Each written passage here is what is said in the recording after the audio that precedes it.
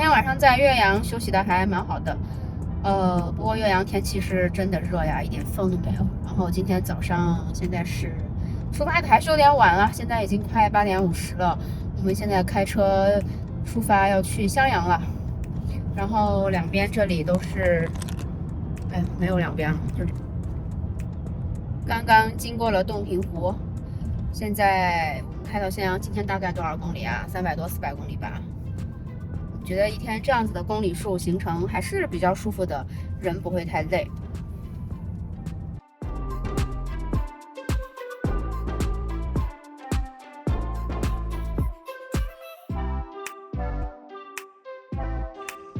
我哋而家已經離開咗湖南啦，呢一度咧係我哋踏入湖北嘅第一個服務區。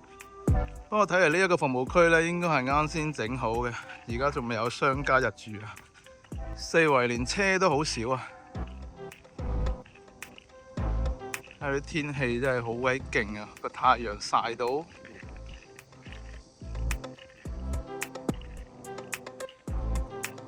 呢一個服務區叫做百蓮湖啊，車都唔多架㗎。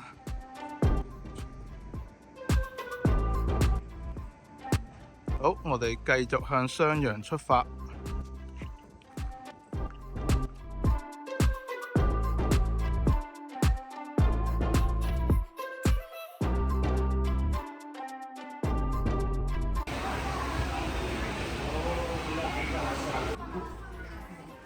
尋日先係講完其他人幾中意食呢個即食麵，今日輪到我啦。呢度真係冇乜嘢食嘅，所以只能食即食麵。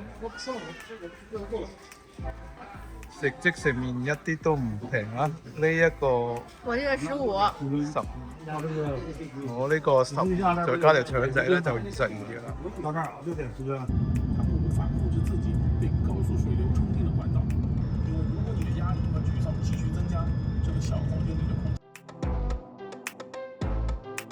我们到了襄阳了，这里就是襄阳城墙了。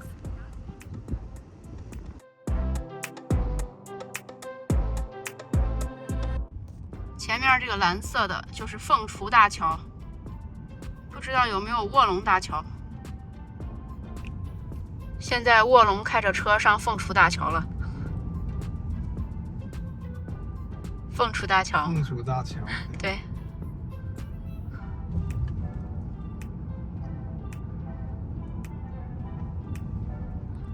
感觉襄阳这里环境挺不错的，我挺喜欢的。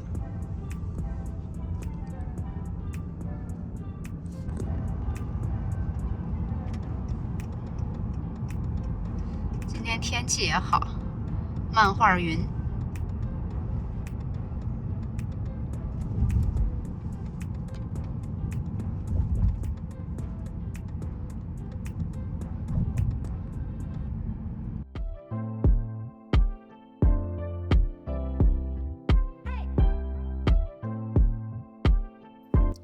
我哋已經順利嚟到咗襄陽啦，呢度咧就係襄陽古城。咁我對襄陽嘅認識咧就只停留喺《射雕英雄傳》郭靖死守襄陽嘅呢一段故事入邊嘅啫。我亦都係第一次嚟襄陽嘅。咁我睇咗下地圖咧，其實呢個地方都幾得意喎。佢係面對住呢個漢江嘅，咁襄陽古城係四面環河嘅，即係佢有一條護城河咁連接住漢江，四面咧就好易守難攻啦。咁我哋入去襄陽古城逛下先。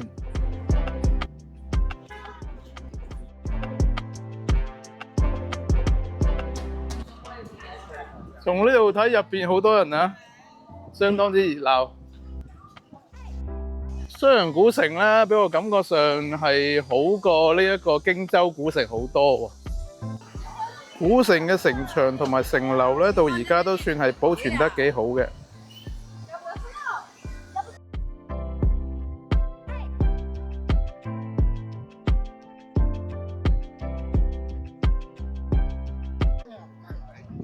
我哋已經上到嚟城牆啦，從城牆嘅對出咧，呢度就係漢江啦。襄陽古城咧，應該主要係為咗守住個漢江呢一條水路嘅。登上城牆咧係完全免費㗎，喺旁邊嘅城門門口咧就可以上嚟啦。佢唔似喺西安咁樣啊，城門上嚟都要收錢啊。呢個係相當之好嘅。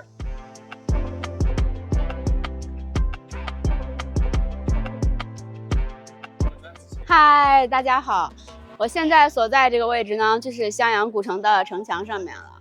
其实我还蛮喜欢襄阳的，因为就是这个有个襄阳古城有城墙嘛，然后是在江边的古城，我觉得蛮不错的。这个江反正啊是比西安的护城河有气势多了。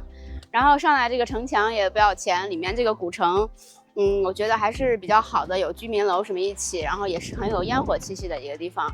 我对襄阳最初的印象也是郭靖郭大侠了。我是觉得金庸笔下比较悲壮的一幕就是襄阳城城破之日，郭靖夫妇和郭破虏同时殉难。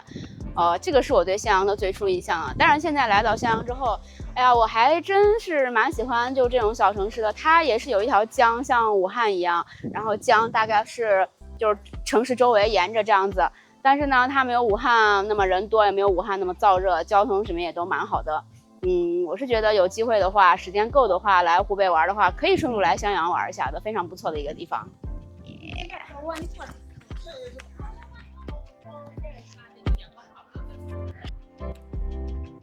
而家睇到呢一條大橋咧，應該就係另外一條臥龍大橋啊。佢呢度改名咧都幾中意三國嘅概念啊。這波船叫蛙哥。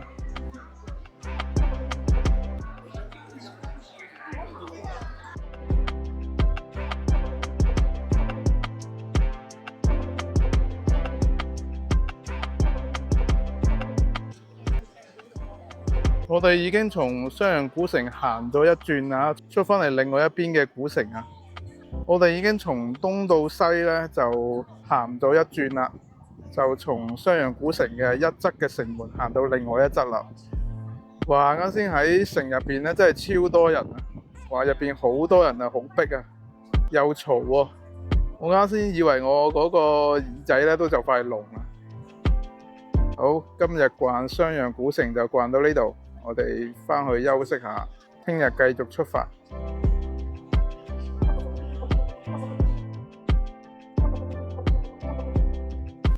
来襄阳当然是要吃牛肉面了。步行街里面有非常非常多的店，但是呢人非常非常多，而且环境特别吵，而且大家出来玩都有一个共识了，就是不要在景区里面吃饭呀。所以特地从鼓楼走了600米，来到一个居民小区楼底下的一个小店吃牛肉面。然后你看这个啊，这个牛肉量非常多，然后红油汤底，看着非常有食欲的 ，nice。我们走了34年啊。对，91年开始。91年开始啊，哦。34年。老店儿。老店儿哈。我们是本地乡人，对，我是觉得在居民楼底下就是做那种就是本地人生意的会比较好，就实惠，然后又好吃，味道肯定是有保证的。我觉得肯定是不要在景区里面吃东西了，是真的。你尝尝就知道我们的味好。这个，很有食欲的。你到网上搜得到我们的店儿。对的，对的。料很足啊，海带、豆腐什么的，料特别足。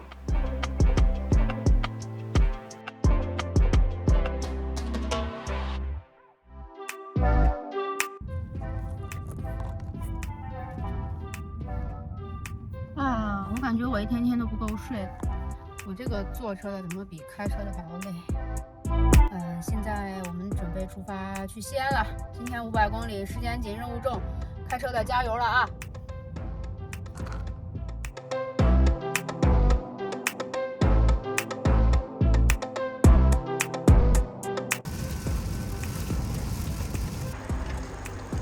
我哋離開咗襄陽啦，已經進入咗陝西地界啦。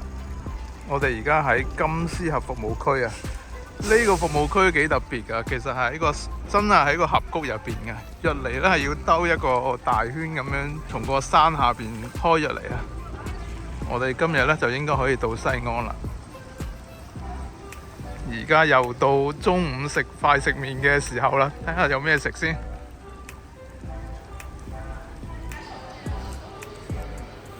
一入嚟就見到我家鄉熟悉嘅感覺啦，啲感覺翻晒嚟啊！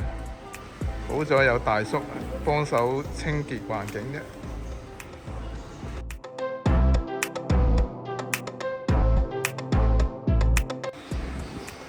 睇嚟今日我唔使食即食麵啦，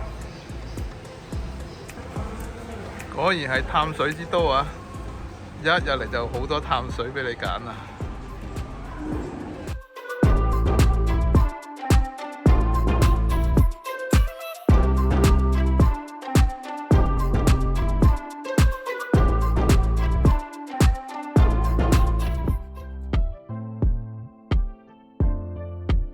前面呢度呢，就係西安嘅鐘樓啦，我哋會沿住呢個西安嘅鐘樓一直行到去匯民街嘅。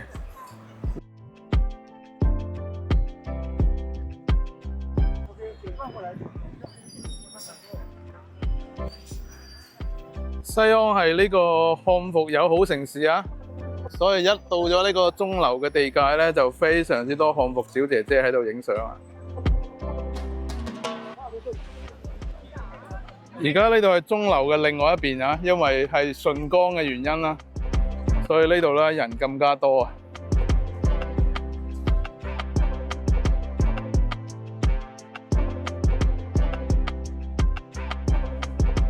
呢度咧就有個無敵靚位，係喺傍晚時分影鐘樓係一流㗎。平亞仙公路嗰度咧人多擁擠咧就好好多啦。睇下呢一個景啊，呢度同呢個鐘樓合照咧，就係咪真係好正咧？人企喺呢度影過去，哇！呢邊一覽無遺。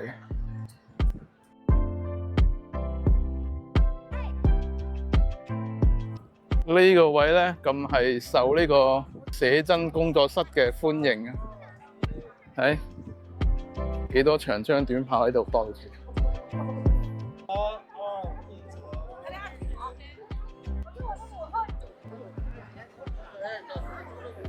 呢度就係匯民街啊！啲遊客簡直就係多到踩死人嘅。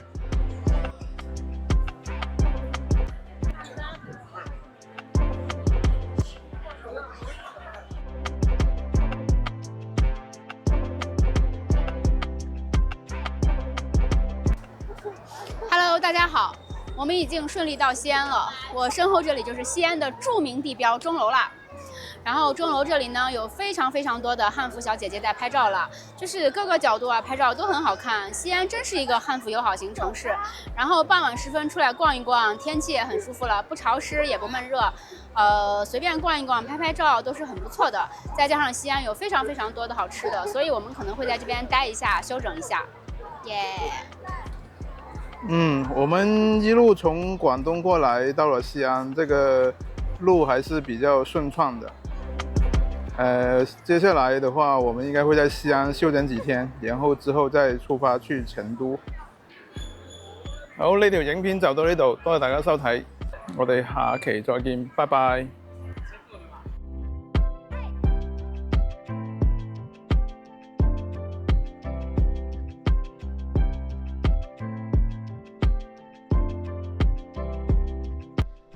宝子们、家人们、老铁们，动动各位发财的小手，一键3连，关注主播不迷路，耶！